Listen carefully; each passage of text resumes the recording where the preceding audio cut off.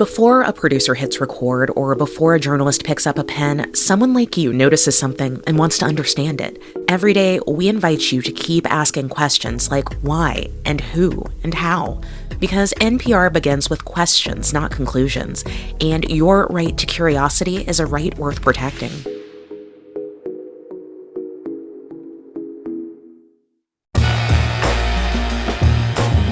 It's time for KPBS Midday Edition. For today's Arts and Culture show, we are talking about an upcoming comedy show, a newly released novel, and your weekend preview.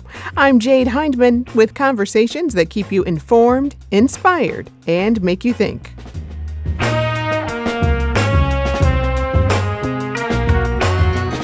Award-winning comedian, producer, and author Kamau Bell joins us to talk about his comedy tour stop in San Diego. Then, a new novel explores what it's like to feel adrift. Plus, all of the weekend happenings on the arts calendar. That's ahead on Midday Edition.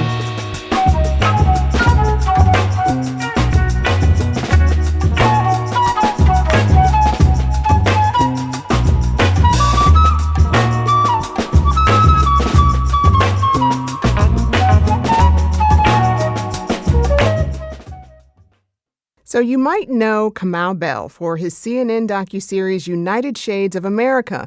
It's a show driven by tough questions covering everything from indigenous activism to megachurches to the U.S.-Mexico border.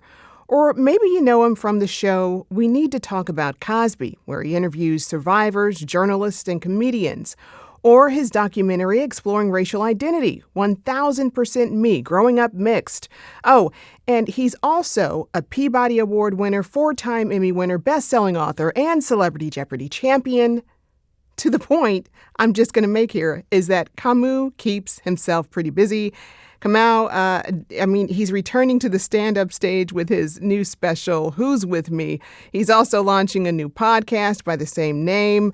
Kamau will be at Mic Drop Comedy this weekend, and he joins me now. Kamau, welcome to Midday Edition. Thanks. Unfortunately, we're out of time. Thanks for having me. My intro was too long. I had too many things. We had to set you up right, I appreciate that. I love hearing all that stuff. I just wish I could take that to my mortgage and say, look at all the things I did. They're like, what are you doing next? Don't we all, right? How'd you like the music? Did you like the show Open Music? I was vibing to that. I was dancing. I saw that. You were bopping your head. I appreciate that. I'm glad that you liked it.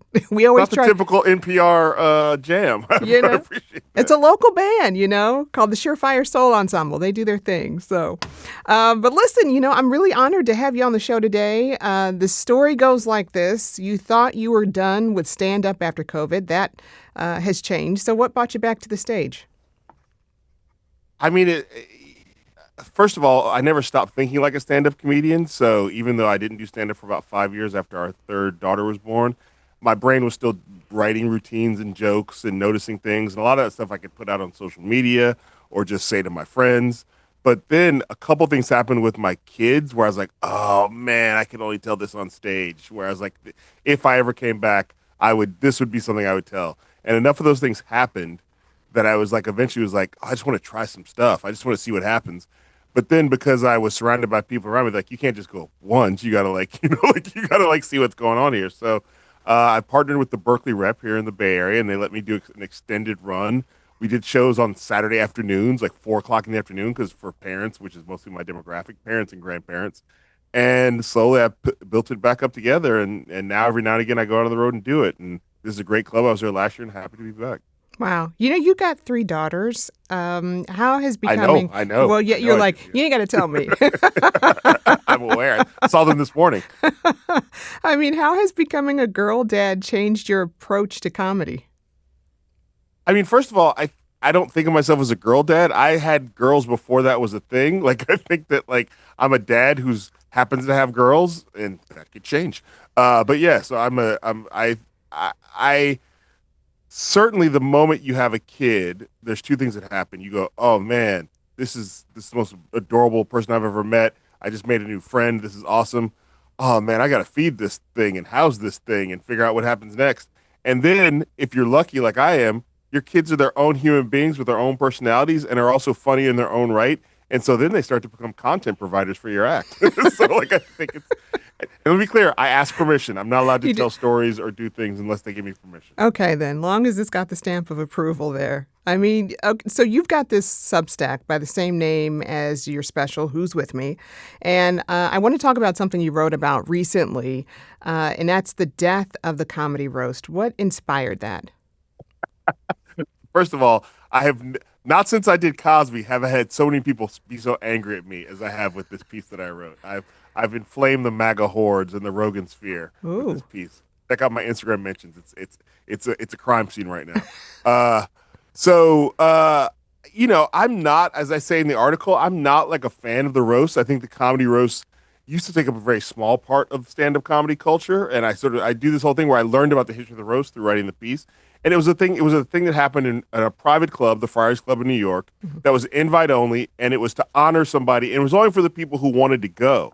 But because showbiz is so like eating its own tail, and sort of like anything that is sort of established IP they want to blow up, the comedy roast moved from that to like then it went to TV, but in the 60s and 70s, then Comedy Central in the 90s, and by the time it gets to Comedy Central in the 90s, it just becomes who's the biggest star who will agree to do it, and who are the comedians who are going to look to make a name off themselves because they're going to say mean things about this person. And then by the time you get to Netflix, it's like a global activity that we all have to engage in, even if we don't want to watch it, because if you're on your phone and you like pop culture, it's going to come across your face.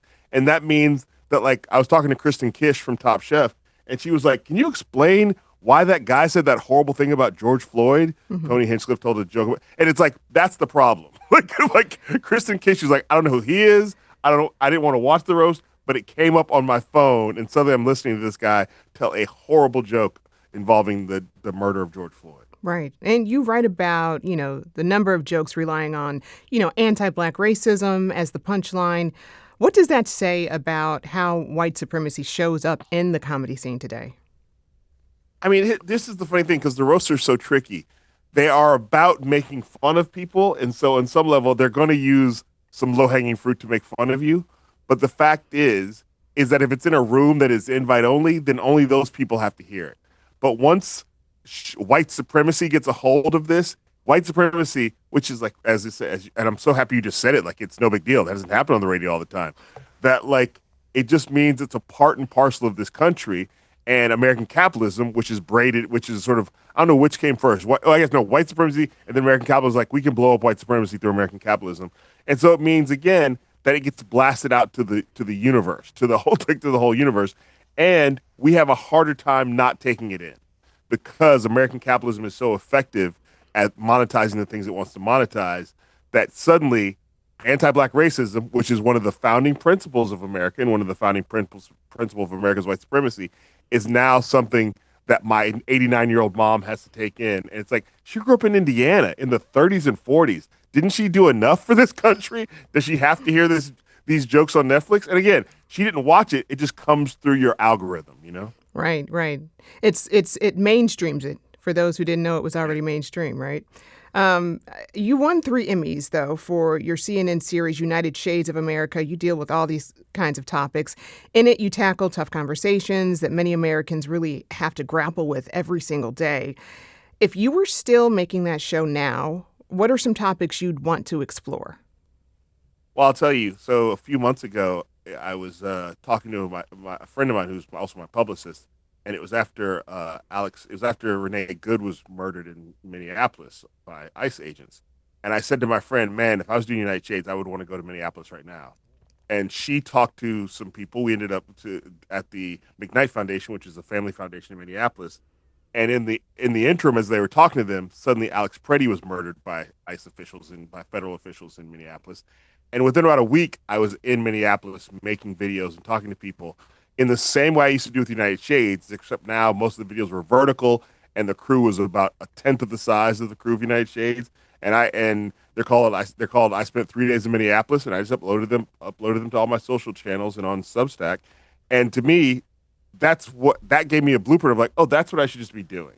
The time when television was going to make this stuff on their own is gone. The mergers are clearly fueling like low hanging fruit of entertainment.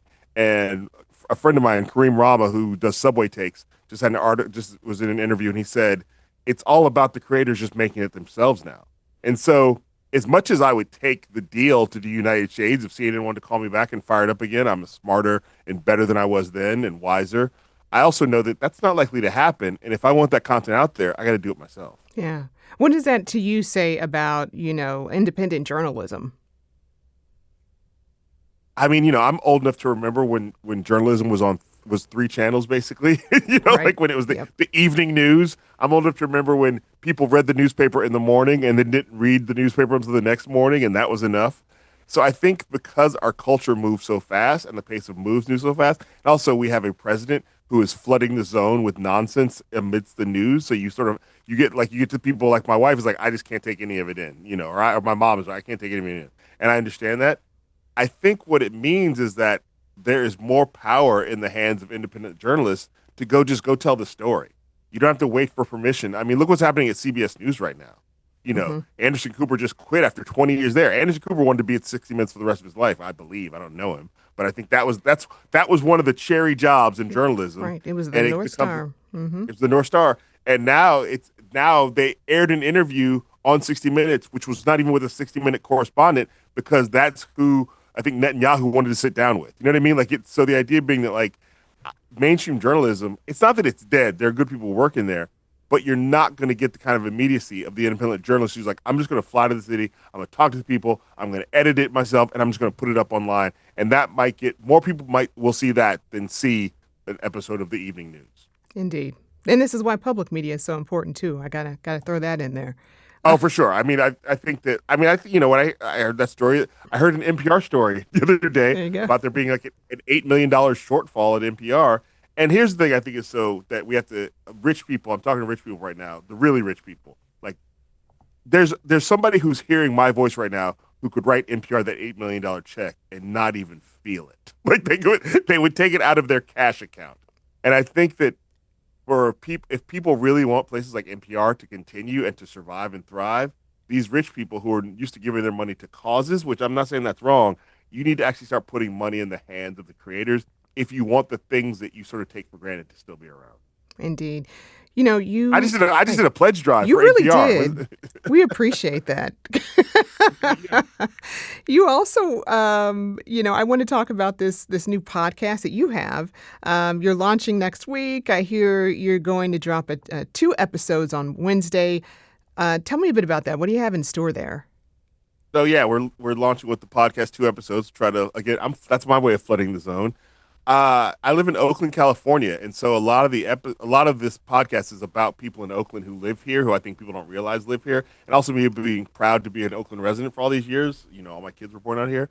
I moved out here in the '90s, and so the first episode is Delroy Lindo, Academy Award nominated, should have been winning actor from Sinners, who I met just because he's an influential person who lives out here, and I'm a somewhat influential person who lives out here, and we've been able to build a community together. And then the second episode is with my Congresswoman Latifah Simon, who I've known since she was running for the BART board, the Bay Area Rapid Transit Board, in the early 2000s, and is now like she took over the seat from Barbara Lee, Congresswoman Barbara Lee, who had a legendary career in the Congress. And Latifah's, I think, one of those people that I say in the episode, I hope the future of the Democratic Party centers you in however way you want it to. So those are the first 2 episodes that we're dropping so you get a little bit of like showbiz entertainment talk, and you also get, even from Delroy, some like, here's how we win talk. Every episode starts with me giving the person their flowers, things I admire about them. Then we do an interview, and at the end I ask them, what's a cause or an organization you want people to know more about and support? Because I think it's also about my audience. They want homework. They want to know how to help. So every episode you will hear about a new way that you can help. And, there are a lot of stand-up comedians in the podcast space. And it sounds like you're bringing something new to that space. So tell me a bit about that. Speak on it a little more. I'm not saying I'm Black Mark Maron, but I did come up under the Mark Maron tree of comedy, where you're supposed to care and you're supposed to speak truth to power. And that also means that the comedy manosphere, Rogan sphere of podcasting has actually done a lot to make this country worse. It has actually, I mean, when you look in the VIP section of Trump's inauguration and you see stand-up comedians, like, that's not what we're supposed to be doing. That's not, I don't know that we should be doing it at a president I even support. I don't think we should be in the VIP section that's not where the comedian's role is. You're seeing people who are craven for power and influence and also cash, but most of them aren't getting paid, and just willingly giving over their influence to somebody who's not going to even pay them back effectively, and made the country worse. I think it's I mean, there's no question that like the things that Joe Rogan has done and the people under his umbrella have actually contributed to a coarsening of the United States of America. And so for me, I don't have the platform he has, and I don't even care if I ever get that platform. I'm just saying I know there's room for a voice that says no, and also a voice that actually, in the words of Mr. Rogers, is like helping you find the helpers. Wow. Like when I hear you talk, I hear this through line, and that is your commitment to social justice. How does that guide the projects you come up with and sign on to? Well, I was raised with a Black mom. And period. As like I said, that, no. Pretty much. I mean, I could stop there for the Black audience, but like, I understood growing up that I had two jobs, as she had two jobs and her parents had two jobs. The job you're being paid to do, like I got to put food on the table and pay for this domicile, but also I got to make it easier on the people in my community who can't do what I'm doing. Like it's just baked into the bread of being Black in America. Now, not every Black person feels it the same way, but I would say most of us do. And it doesn't mean that everybody's going to be famous, but it just means that like you help people, you recommend people, you mentor people. My dad did that throughout his career. He mentored people and mentored specifically Black folks to get into the kind of corporate world he was into. And so for me, my platform is bigger than the one that my mom had, so I got to do it a different way. And also my she lives with us. She's 89. I can't come home every day and just be like, Mom, I made a lot of money today, but didn't do anything else. But I made money. She doesn't want to hear that. So yeah, I think for me, it's about the community I grew up in and the parents I had. Right. A lot of intention behind what you do. We listed a bunch of your accomplishments at the top of the show, but what's an accolade you're proud of that doesn't get enough recognition, you think? I mean, there's so many cool aspects of my career that people don't really think about how cool it is. So I'll list two. One, I grew up, one of the things that people know about a little bit, but I grew up as a huge fan of Bruce Lee. And it's been so cool that in my adult life, I've been able to become friends with Shannon Lee, his daughter, in such a way that I've been able to support whatever she's doing or spread the word of whatever she's doing. So every now and again, I'm thinking like 13-year-old me would not understand that I was friends with Bruce Lee's daughter. He would not even be like, he wouldn't understand how that would have worked. Like, are you guys married? Do you have kids? No, it's not like that. We're just friends.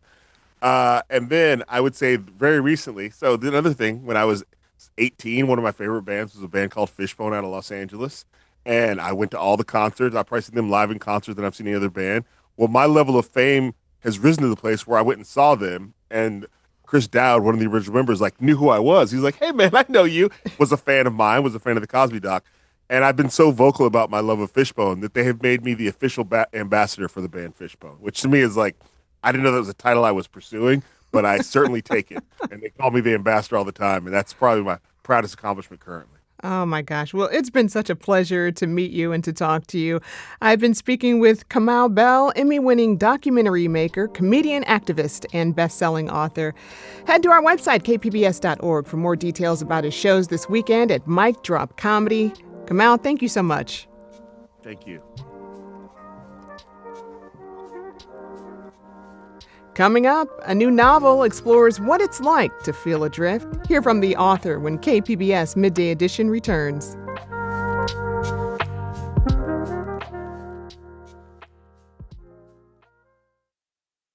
Welcome back. You're listening to KPBS Midday Edition. I'm Jade Hindman. What does it mean to be adrift? Well, a new young adult novel, An Expanse of Blue, explores that feeling. It's a coming-of-age story about a Native Hawaiian teen, Aouli, and she navigates love, faith, and identity. I'm joined now by the author, Kauan Kanili'ula Mahoe Adams. I butchered that. No, I did. Ka'ua Kanili'ula Mahoe Adams. Yes, you got it. An Expanse of Blue is her new debut novel in verse, actually. And she joins me now in the studio. Thank you so much for joining us. Oh, mahalo for having me. I'm so happy to be here. I can't wait to hear more about your novel. It's An Expanse of Blue and is based on your own upbringing in the Pacific Northwest. So how did your childhood inspire this story? Yeah, so I always start by saying that this is a work of fiction. However, it is definitely rooted in my experience growing up as a part of the Native Hawaiian diaspora. It was kind of an odd and sometimes isolating experience to be Native Hawaiian raised outside of the Hawaiian Islands. And besides my brother and some of the extended family that had also migrated from Hawaii to the Pacific Northwest around the same time my parents did in the 90s, it felt like I was the only one living this experience, that I was the odd Hawaiian out. And I also grew up in a very devout religious household. My family is Catholic. We went to Mass every Sunday. And a lot of my identity was built around this sort of clash of religion and culture. And I really wanted to write a book that showed other diasporic Native Hawaiian teens and young people in general that we are not alone out here. We exist. In fact, 55% of Native Hawaiians, according to the last U.S. Census, now live outside of Hawaii. That's for a plethora of reasons, a large one being financial and not being able to afford to live there anymore. And so this is a reality, and I wanted to try my best to capture just one of those stories. Wow. Well, when we meet the main character, Aouli, she's feeling pretty lost from where she sits. She doesn't fit in at home or at church, like you alluded to. What can you tell us about her and what she's navigating in the story? Yeah, so Aouli is somewhat of the black sheep in her family, which I may or may not have some experience with myself. And she is just really trying to find herself and find her voice. She feels like she's growing up in the shadow of her seemingly perfect older sister. Her father is very strict and has very strict expectations on his children. And while her older sister seems to always be meeting them, she always feels like she's falling short. And her mother is very quiet, timid, and doesn't really do much to defend her kids against their very overbearing father. Aouli also is struggling in her own friendships with her best friend as things start to change as you get older and boys get involved. And I think we've all had an experience where a best friend stops hanging out with you because of a boy. And she's just going through a lot at once, which is the teenage experience. It's everything all the time at once coming at you, and everything feels new and scary. And so she is quite, as you said, lost and adrift at the beginning of the story. Wow. Do you mind reading an excerpt? Oh, I would love to. This poem is from the beginning of the story, actually. It's just about 10 pages in. And Aouli breaks down her name for the reader. Dear God, my name is Aouli Elizabeth Smith. Aouli, Hawaiian, meaning blue, sky, expanse. My soul is great, sweeping like the sky and 1,000 different shades of blue. Elizabeth, Hebrew, meaning my God is an oath. My body is a promise I didn't make to a God I've never seen. Smith, German, meaning to strike, to smite. My heart is made of only sharp edges, fashioned to cut from the inside out. Aouli Elizabeth Smith, origin unknown, meaning a thing unintentionally made.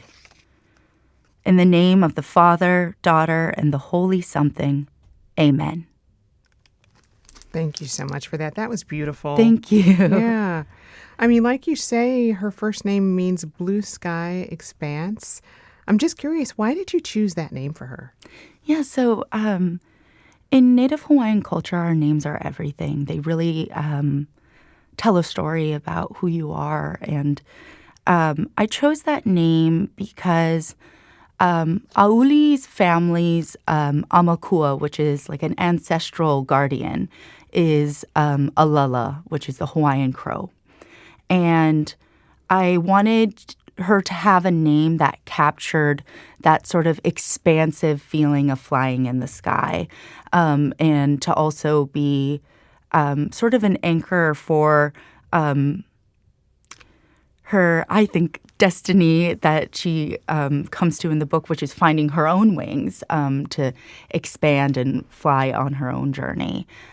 So that was the story behind the name. So I was really trying to be intentional with all the Hawaiian names in the book because they are so important to our culture. Right. Well, as you've already alluded to, a major theme in the book is the intersection between Native Hawaiian culture and Christian faith. How did you want to explore that and the tension between the two things? Yeah, so I wanted it to feel like a very honest, almost open conversation between Aouli and the reader. I think that I wanted to show young readers that it is absolutely okay not to have all the answers to what's out there, what life means, like who am I supposed to be when you're 17.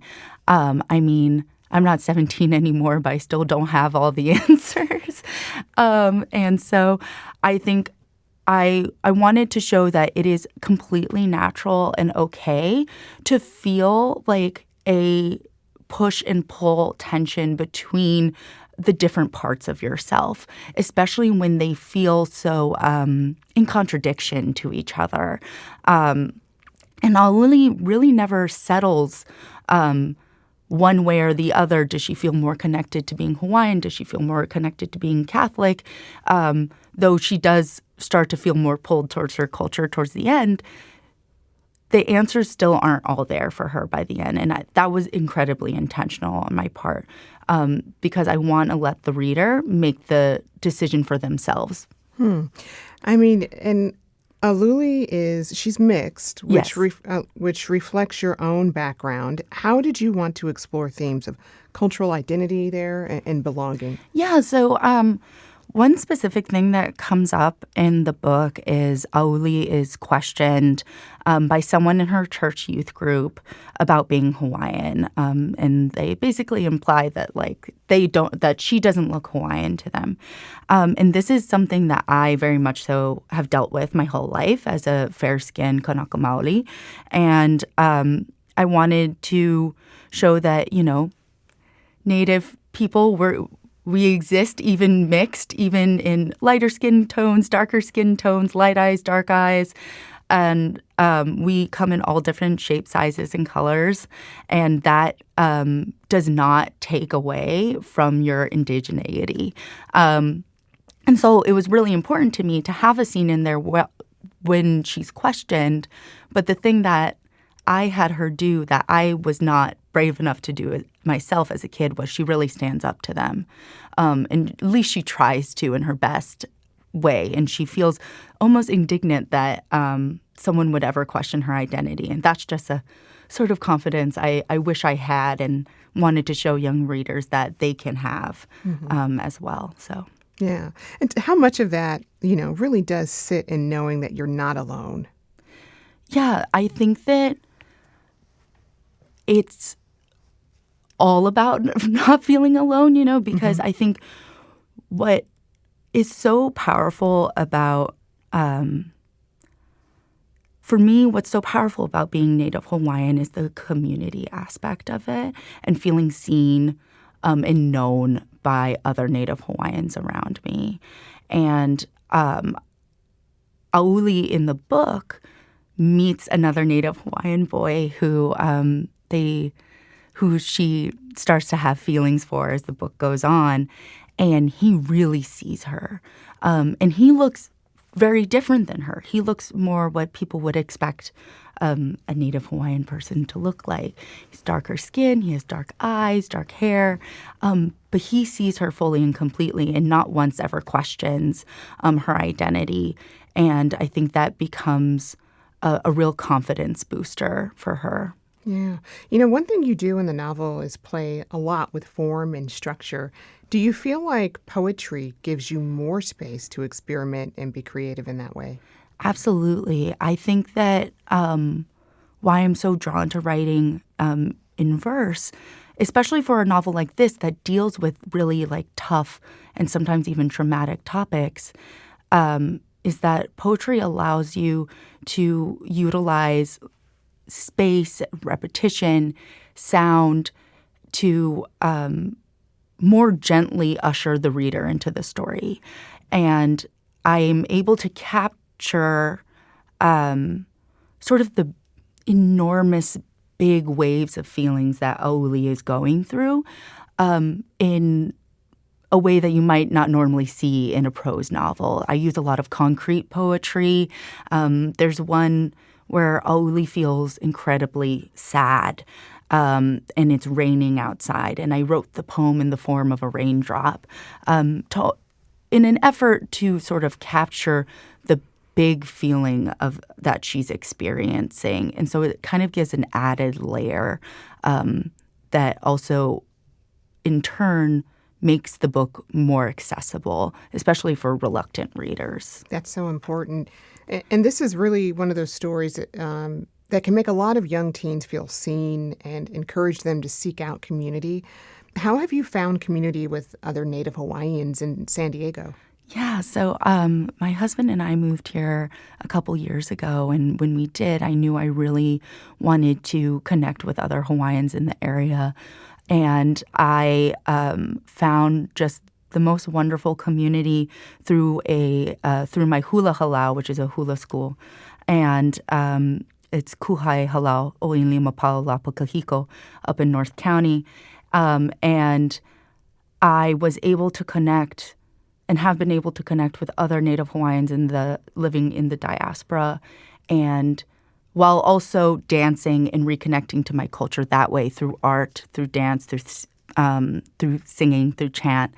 And it's really brought me so much joy, but also confidence in myself. And I'm noticing I keep coming back to that confidence part because I didn't really have that as a teenager.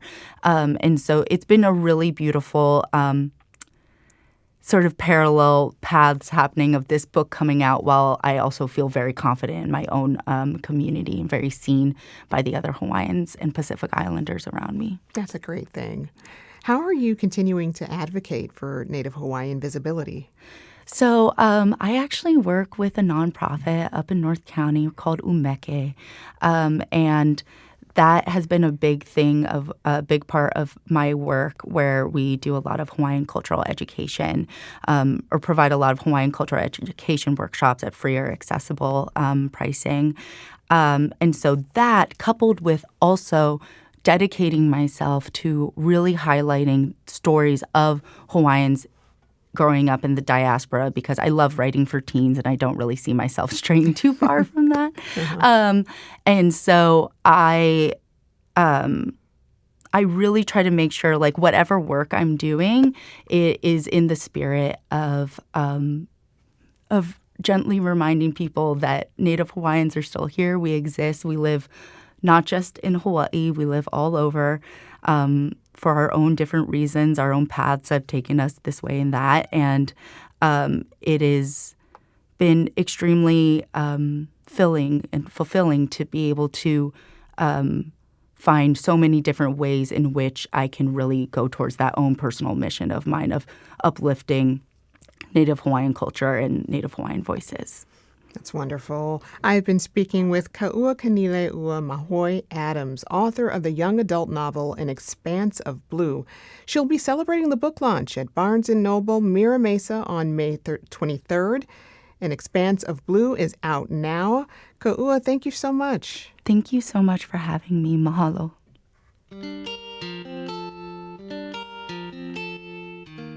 Up next, the events happening on Julia Dixon Evans' Weekend Arts Calendar. Midday Edition is back after the break.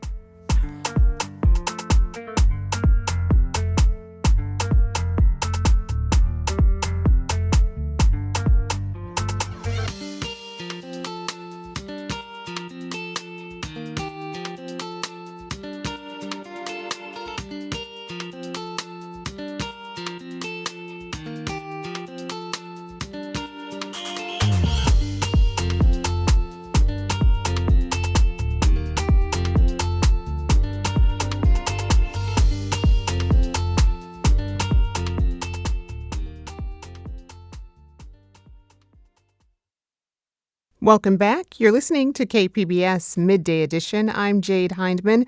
For our weekend preview, we have art made from ocean trash, ballet inspired by Parisian artists, Mission Trails photography, and much more. Joining me with all the details is KPBS arts reporter and host of The Finest, Julia Dixon Evans. Julia, welcome. Hey, Jade. Thanks for having me. Glad to have you here. So first, there's a new exhibit at the Nat. Tell us about Washed Ashore. Yeah, so this is a traveling exhibit. It's from the Washed Ashore Project, which is based out of Bend, Oregon.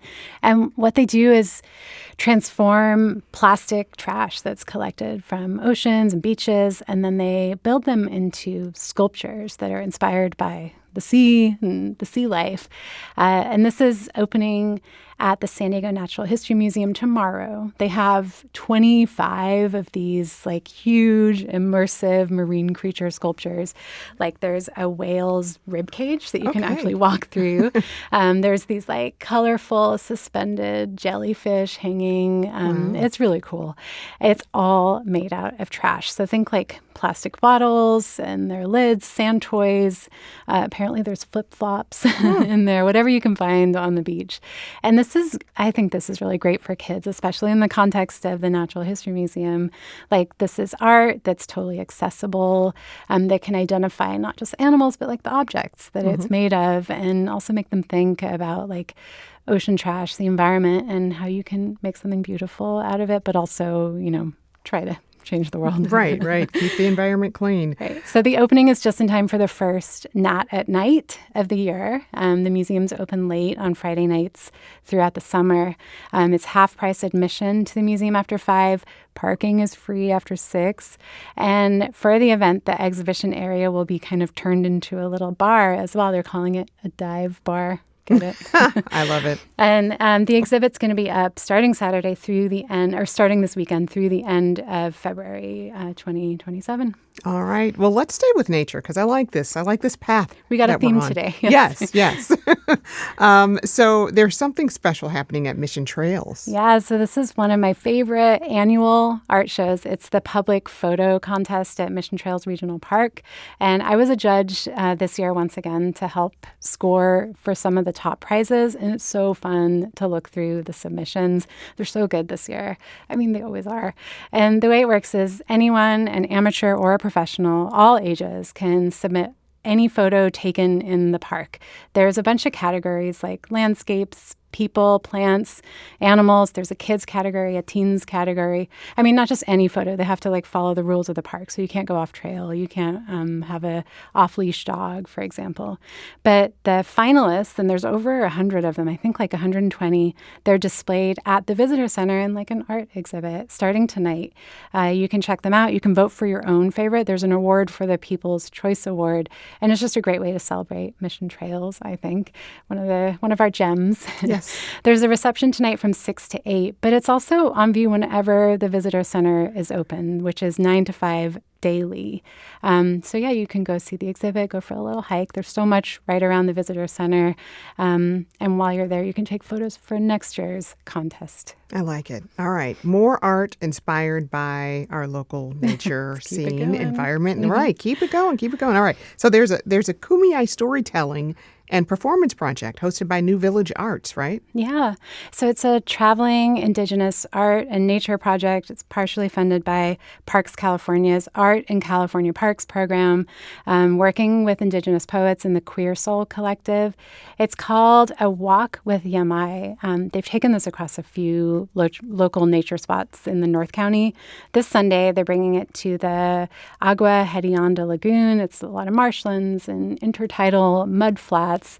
This is in Carlsbad. It's a guided nature walk, but also there's room for reflection. There's going to be live poetry, live music, visual art happening. Participants will get a journal and a pencil while you're there, and you can, however you want to capture the inspiration, you can write notes, write a poem, sketch something, and everybody also gets to take home a copy of a book that had inspired the project in the first place. It's called Yamai, an anthology of feminine perspectives across Indigenous California. It's this Sunday from 10 to noon.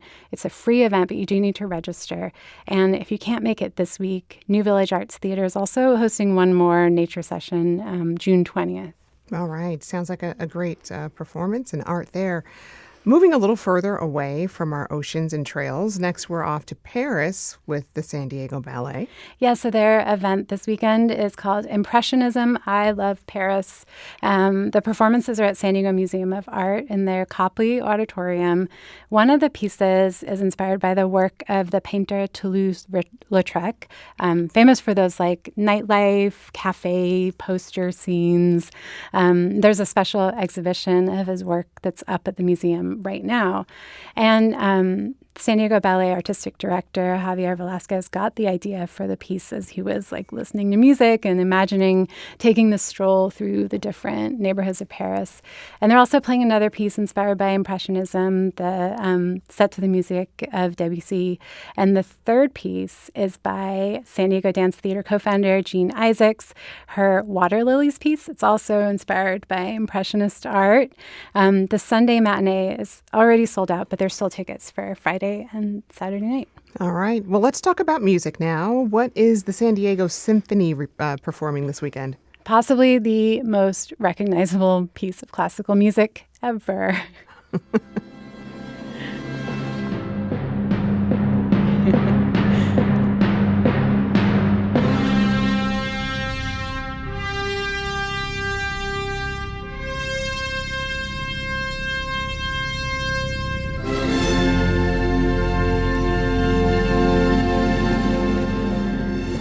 So this is Richard Strauss's Also Sprach Zarathustra, which you might not know that's the actual title of it. It's commonly known as just the music from 2001, A Space Odyssey.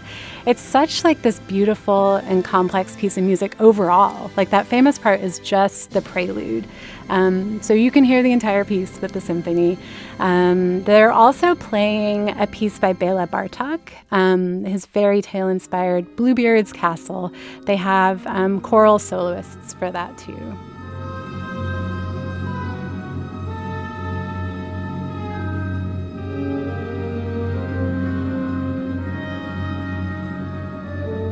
And the symphony has two concerts. This is at Jacobs Music Center downtown, Friday evening and Sunday afternoon. All right. Well, for the jazz lovers, there's a chance to check out some music and the Giants exhibit at the Museum of Contemporary Art San Diego. Tell us about Future is Colors Jazz Night and Listening Session. Right. So this is part of the museum's free third Thursday event. Let's start with that. Like, this is a really good chance to go and check out Giants, art from the Dean collection of Swiss Beats and Alicia Keys for free. And I know you've seen this one, Jade. I mean, just the art is amazing. Yeah. We're so lucky to have it here. It's incredible. So, yeah, if you haven't seen it, go today. It's free, and they're going to be open late. And there's music, and music's a huge part of the Giants exhibit. And Future is Color is this local jazz and music collective. They're hosting one of their studio session jazz nights in the evening, but also they're turning like the museum's Axline Court into a giant vinyl listening room. This listening session is from 3 to 5 This afternoon, they're going to spotlight the work of Kulthum and Fela Kuti. And when I was gathering my notes for this yesterday, I spent a bunch of time listening to these artists. It's going to be such a treat. This is Fela Kuti's Water No Get Enemy.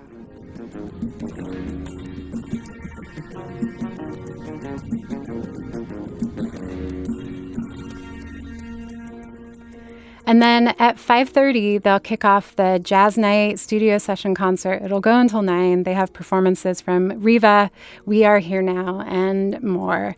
It's free. It's all free, even the museum. And it's too late to RSVP for the actual Jazz Night performance, but you can still just show up and line up.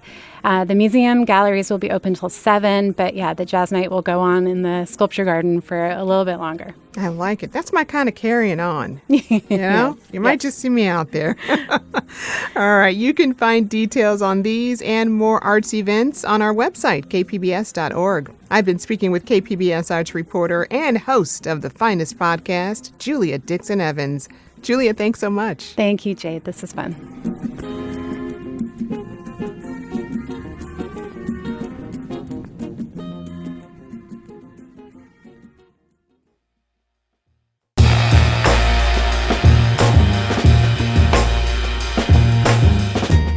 That's our show for today. I'm your host, Jade Hindman. Thanks for tuning in to Midday Edition. Be sure to have a great day on purpose, everyone.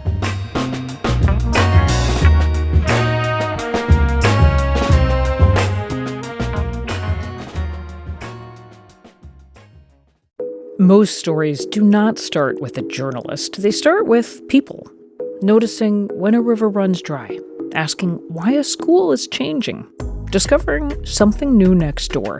Curiosity is human. Your right to keep asking questions is at the heart of NPR's mission, and we are not going anywhere.